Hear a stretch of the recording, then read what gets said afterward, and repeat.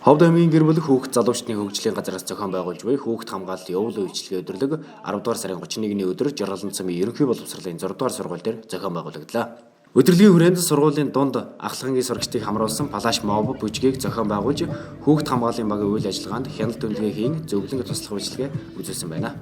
Ховд аймгийн гэр бүл хүүхэд залуучдын хөгжлийн газраас 17 сумандаа болон Жаргалан цамын ерөнхий боловсролын 9 сургуулиуд дээр хүүхэд хамгааллын явуулын үйлчилгээг үзүүлж байна. За энэхүү явуулын үйлчилгээний хүрээнд хэд хэдэн төрлийн үйл ажиллагаануудыг зохион байгуулж өглөө 8 цагаас оройн 18 цаг хүртэл тухайн сургууль дээр ажиллаж байна.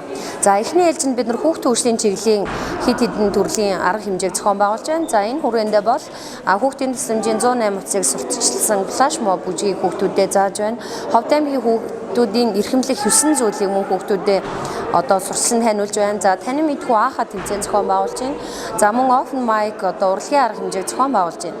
За мөн хүүхдийн эрхийн улсын байцаагч нар маань боловсролын орчин дэх бодлогын хүүхд хамгааллын бодлогын баримт бичгэн дээрээ ажиллаж мэрэгжил арга зүйн зөвлөгөөг өгч байна. За мөн сургуулийн орчин дэх аюулгүй байдлын үнэлгээг хийж өгч байна. За мөн сурагчдаас сэтгэл ханамжийн судалгаа авж байна.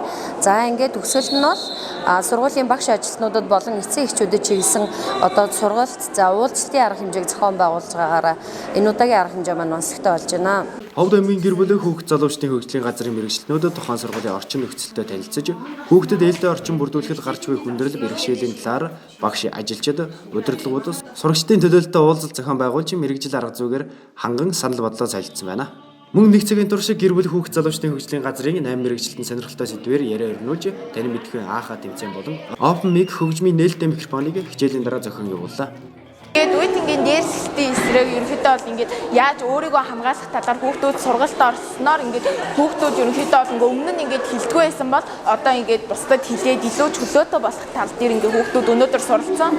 Ингээд энэ гэр бүл хүүхэд залуучуудын газраас ийм сургалт явуулсан бас ингээд сургалт дээр гой юм хийж өгсөнд баярлалаа. Хүүхэд хамгааллын явуулын үйлчилгээ өдрөлгийн хүрээнд тус сургуулийн сурагчдын дунд бие гэрэлтэй үүнийг хүсдэг сэдвүүдэд зохион бичлэг, шүлгээ уралдаан, хүмүүжлийн эрг арга минийнүүдээр гар зургийн уралдаан шилдэг бүтээлийн үзэсгэлэн гаргаж эцэг их асар хамгаалагчдын төлөөлөлтөд уулзаж хүүхдэд тавих хараа хяналтаа сайжруулах тал дээр яриа таниулах хийж зөвлөгөө мэдээлэл өгч ажиллалаа. Хүүхэд хамгааллын явуулын үйлчилгээ өдрөлг энэ өдөр Жаргалан цамын ерөнхий боловсролын 7 дугаар сургууль дээр үргэлжлэн явагдах юм а.